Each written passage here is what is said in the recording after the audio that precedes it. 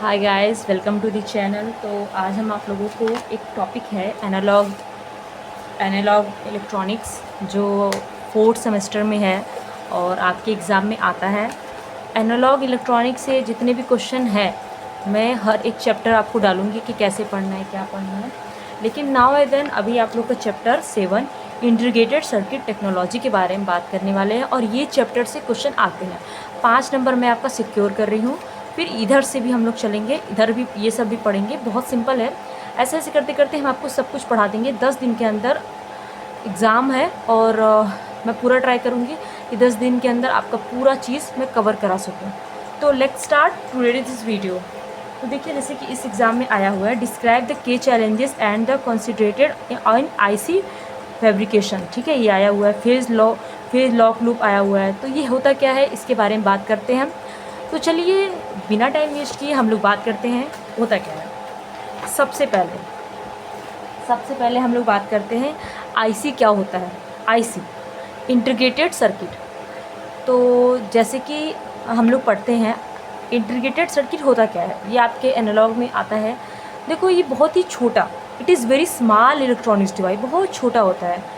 Which have many electronics component just like that transistor, register ने capacitor एक ही silicon clip से integrated होते हैं। मतलब जैसे ट्रांजिस्टर है, यहाँ ट्रांजिस्टर है, यहाँ रजिस्टर है और यहाँ कैपेसिटर है। तीनों एक ही सिलिकॉन क्लिप से जुड़े हुए होते हैं। मतलब इसी को हम लोग क्या बोलते हैं, आईसी बोलते हैं। ठीक है, इसे ही हम क्या बोलते हैं, it is very small electronic device which have many electronics component just like that capacitor, resistor in और and रजिस्टर एंड ट्रांजिस्टर एक ही सिलिकॉन क्लिप से इंटीग्रेटेड होते हैं। Use the size of an IC is much small. जो इसके जो हम लोग फीचर्स जानते हैं, तो जो आईसी होता है बहुत ही छोटा होता है, स्मॉल होता है, बहुत ही छोटा होता है। It is a very small due to all component resistor, transistor, capacitor और फैब्रिकेटेड किया जाता है। मतलब बहुत ही the size of an IC is much small, बहुत ही छोटा होता है। क्यों छोटा होता है, क्योंकि the size is very small due to the all component resistor, transistor, capacitor और फैब्रिकेट किया जाता है। मतलब कि इसमें ये इतना छोटा होता है क्योंकि इसमें रजिस्टर, ट्रांजिस्टर, कैपेसिटर को एक साथ मर्ज किया जाता है, इसलिए बहुत ही छोटा होता है। Low cost because many ICs can be produce and once of a single wafer. Many IC को एक साथ बनाया जाता है जैसे सेमीकंडक्टर वेपर पर, इसीलिए मतलब ये जो बहुत सारे आईसी को हम लोग सेमीकंडक्टर वेफर जिससे सिलिकॉन क्लिप, मतलब इसे जो बनाना होता है, इसको किससे बनाते हैं, सेमीकंडक्टर वेपर पर बनाते हैं, इसीलिए इसका कॉस्ट बहुत ही लो होता है। ठीक है, आईसी को एक साथ मेनी आईसीज को एक साथ बनाया जाता है। The low cost because many ICs can be produce at once in a single wafer. Wafer मतलब ये याद कर लो, ये वेफर ये आपका हर जगह यूज़ किया जाएगा। अभी बताया जाएगा ये होता क्या है। एक सरफेस होता है, इसी को बोलते हैं वेफर, ऐसा समझ लो, इस समझने के लिए मैं बता रही हूँ। मेनी आईसी को एक साथ बनाया जाता है सेमीकंडक्टर वेफर पर, इसीलिए कॉस्ट इज़ वेरी लो। ठीक है, अब हम लोग बात करने वाले हैं लो वेट। इसका जो आईसी जो होता है, इसका वेट बहुत कम होता है। एक चीज़ बताना चाहती हूँ, आईसी का यूज़ बस ऐसा सोचो कि बस इलेक्ट्रॉनिक्स में किया जाता है, नहीं।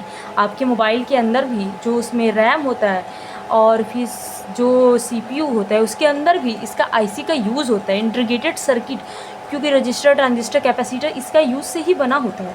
लो cost, size is small that's weight is low. अगर साइज स्मॉल है तो उसका वेट भी कम होगा। जैसे कि अगर इसका साइज़ छोटा है, मतलब इसका साइज़ है, ये छोटा होगा, ये हल्का होगा। अब ये थोड़ा वजन होगा क्योंकि ये बड़ा है, तो मतलब साइज़ छोटा होने के कारण इसका वेट भी कम होता है। ठीक है, इसका साइज़ कम होने के कारण इसका वेट बहुत कम होता है। ये हो गया। अब हम लोग बात करने वाले हैं कुछ और टॉपिक्स के बारे में। मोर रिलेबल, इसमें सोल्डरिंग नहीं होती ड्यू टू इसमें फॉल्ट होने के चांसेस बहुत कम होते हैं। सोल्डरिंग की वजह से बहुत सारी चीज़ ख़राब हो जाती है। सोल्डरिंग एंड जिससे कहते हैं, सोल्डरिंग से मतलब चिपकाने से बहुत चीज़ ख़राब हो जाती है। तो इसमें सोल्डरिंग नहीं होता है, ऐसे ही अपने आप बना दिए जाते हैं, तो ड्यू टू फॉल्ट होने की चांसेस कम होते हैं। मोर रिलेबल मतलब ज़्यादा दिन तक चल सकता है। लो पावर, आईसी को चलाने के लिए लो करंट की नीड होती है। मतलब ऐसा समझो ना, जो छोटा होगा, जिसमें वेट कम होगा, तो उसको क्या होता है, करंट जो उसको चलाने, मतलब कि इसमें करंट कम लगेगा, तो इसलिए temperature difference is low. IC के अंदर सब पार्ट एक साथ होते हैं, ड्यू टू उनके बीच temperature difference is very low. देखो आईसी में जो कैपेसिटर, रजिस्टर, ट्रांजिस्टर होता है ये एक सीक्वेंस में होते हैं, ठीक है। इसके कारण उनके बीच टेम्परेचर डिफरेंस बहुत ही कम होता है, ठीक है। हाई फ्रिक्वेंसी में अच्छा वर्क करते हैं। इसमें बस याद कर लो कि आईसी का डिज़ाइन ऐसा होता है कि हाई सिग्नल मतलब हाई फ्रिक्वेंसी को भी अच्छे से हैंडल कर सकते हैं। मतलब इसमें हाई फ्रिक्वेंसी होता है, फ्रिक्वेंसी अधिक होने पर भी ये हैंडल कर लेता है। मतलब ऐसे सोचो कि छोटा पैकेट बड़ा धमाल। तो यही है कि हाई फ्रिक्वेंसी, जैसे कि इसका जो फ्रिक्वेंसी होता है, इसका फ्रिक्वेंसी हाई होता है, हाई होने पर भी ये बहुत ही अच्छे से वर्क कर लेता है। ये जो आईसी होता है बहुत ही अच्छे से वर्क कर लेता है। तो हम कह सकते हैं कि छोटा पैकेट बड़ा धमाल, ठीक है, ठीक है। स्मॉल सिग्नल के लिए परफेक्ट है। स्मॉल सिग्नल के लिए IC is a use to small signal, मतलब स्मॉल सिग्नल को इधर से उधर करने के लिए इसका यूज़ किया जाता है। लिमिटेशन इसमें क्या होता है, इंडक्टर और ट्रांजिस्टर आईसी में नहीं बन सकते, इसको बाहर से मतलब कि एक्सटर्नल लगाना पड़ता है। इसको एक साथ ऐसा सोचो कि इंडक्टर और ट्रांजिस्टर को एक साथ लगा के बनाए, उसमें रजिस्टर कैपेसिटर नहीं बन सकता, ठीक है। आईसी ओनली स्मॉल करंट, इसमें स्मॉल करंट होता है, मतलब इसमें वोल्टेज लो होता है और करंट भी, ठीक है, लो वोल्टेज एंड करंट, ठीक है। हाई पावर आईसी बनाना मुश्किल है, मतलब हाई पावर का आईसी बनाना मुश्किल है। बस इसकी फ्रिक्वेंसी अधिक होती है, जो अधिक फ्रिक्वेंसी को एब्जॉर्ब कर लेता है, लेकिन इसका करंट कम होता है और इसमें करंट कम आता है, ठीक है। Application mobile and phone, smartphone, computer and laptop, RAM, graphic clip and IC, digital watch and calculator, TV, radio, speaker, automobile, washing machine, robot and automation, ठीक है। इसका छठवां यूज है PLL, phase locked loop. PLL मतलब होता है phase lock loop, locked जो बंद होता है। PL एक ऐसा सिग्नल है जो दो सिग्नलों के फेस को कंपेयर करता है, मतलब दो सिग्नल हो गए तो उनके बीच फेस को कंपेयर करता है। जैसे कि आपके आगे वाला बहुत जल्दी बोल रहा है तो आप भी उसके साथ जल्दी मैच कराने के लिए एक साथ बोलेंगे, एक जैसा स्पीड करने के, या तो वो धीम कर लेगा या आप तेज कर लेंगे, ठीक है। PPL एक close loop system, means input के हिसाब से आउटपुट को कंट्रोल करता है, मतलब जिस तरीके से इनपुट आएगा उसी तरीके से आउटपुट आएगा। मीन्स क्या हुआ कि जैसे कि मीन्स ये हुआ कि जैसे कि जिस प्रकार से हम लोग, जैसे कोई आदमी बोल रहा है तो हम लोग उसी के एक्यूरेट में बोलना चाहते हैं कि हाँ उसको ये ना लगे कि मैं धीरे बोल रहा हूँ या उसको ये ना लगे कि मैं तेज़ बोल रहा हूँ। तो ये चीज़ है कि हाँ हम लोग मर्ज करते हैं, मतलब जिस प्रकार से इनपुट होगा उसी प्रकार से हम लोग आउटपुट भेजेंगे, ठीक है। जिस प्रकार से आउटपुट को कंट्रोल करते हैं, मतलब इट्स आउटपुट सिग्नल को इनपुट सिग्नल की फ्रिक्वेंसी और फेज के साथ मैच कराते हैं। मतलब जो उसका आउटपुट सिग्नल होता है, इनपुट सिग्नल की फ्रिक्वेंसी, जो उसका आउटपुट होता है फ्रिक्वेंसी और एंड फेज के साथ मैच कराते हैं। देखो अब इसके टाइप्स में होता है phase detector, low pass filter, amplifier, voltage control oscillator और ये फीडबैक पार्ट। अभी आपको ये सब बताया जाएगा PLL में, ठीक है। उसके बाद में हम लोग ये पढ़ते हैं types of IC based on function, मतलब आईसी के टाइप्स फंक्शन के हिसाब से, analog IC, digital IC, mix signal IC. ये आपको पढ़ना नहीं है, बस ये पढ़ना है। Based on fabrication technique, fabrication technique में 4 टाइप्स होते हैं, monolithic IC, hybrid IC, thick film IC और thin film IC, thick film IC, ठीक है। 4 टाइप्स होते हैं। बेस्ड ऑफ फैब्रिकेशन टेक्निक क्या होता है, an integrated circuit consist of the many component जैसे resistor, capacitor, transistor which one silicon wafer के ऊपर लगाया जाता है। इंडक्टर और ट्रांजिस्टर जैसे कंपोनेंट आईसी क्लिप के फैब्रिकेट नहीं होते, मतलब आईसी क्लिप पर फैब्रिकेट नहीं होते, देखो फैब्रिकेट नहीं होती, इसलिए उन्हें एक्सटर्नल इंसर्ट किया जाता है। फैब्रिकेशन टेक्निक का मीन्स होता है आईसी को बनाने में प्रोसेस या टेक्निक। फैब्रिकेशन टेक्निक का मतलब होता है आईसी को बनाने में कौन सी टेक्निक लगी है, कौन सा तरीका लगा है, वैसे। अब ये ट्रिक है सॉपेड एमपी, ठीक है। इससे आप, मैं बताती हूँ, इससे आप थोड़ा मतलब याद करने का ट्रिक बता रहे हैं कि हाँ ऐसे करके ये पढ़ो, ठीक है।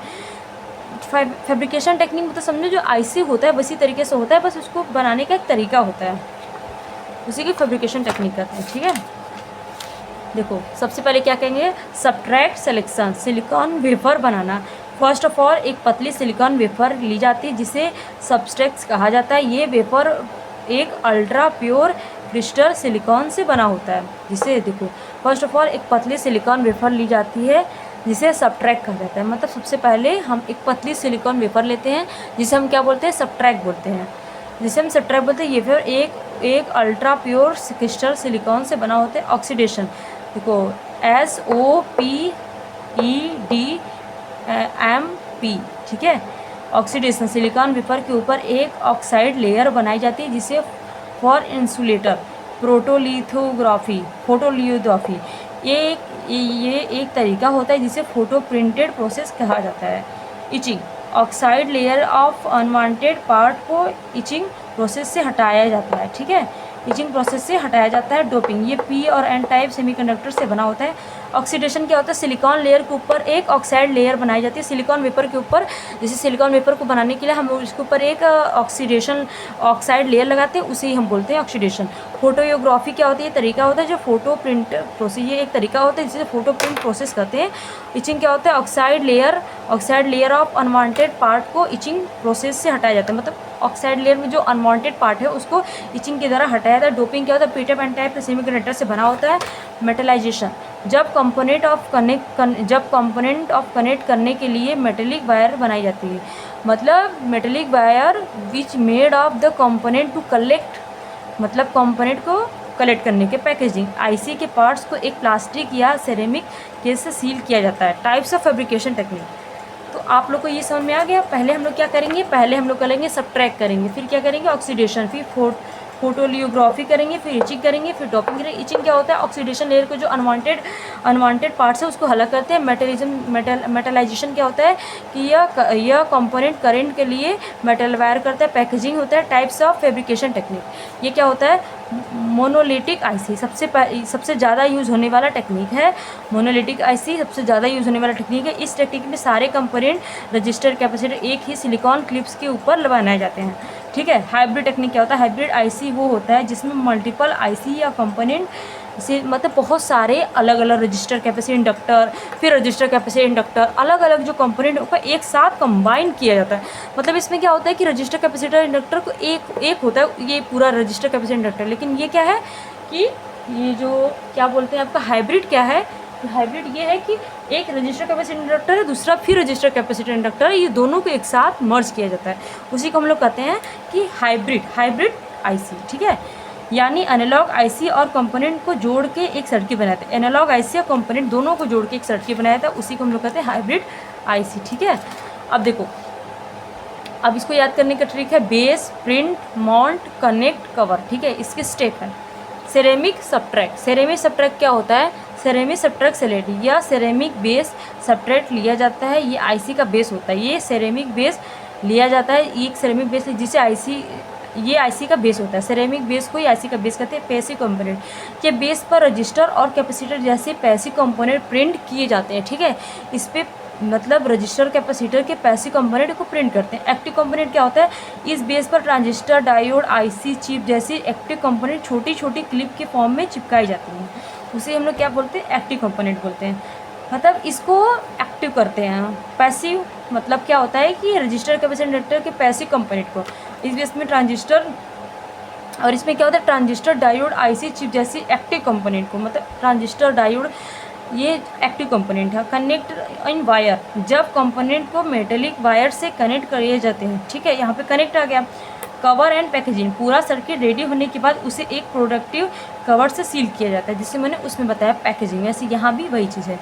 अब देखो, इसके दो टाइप्स हो गए।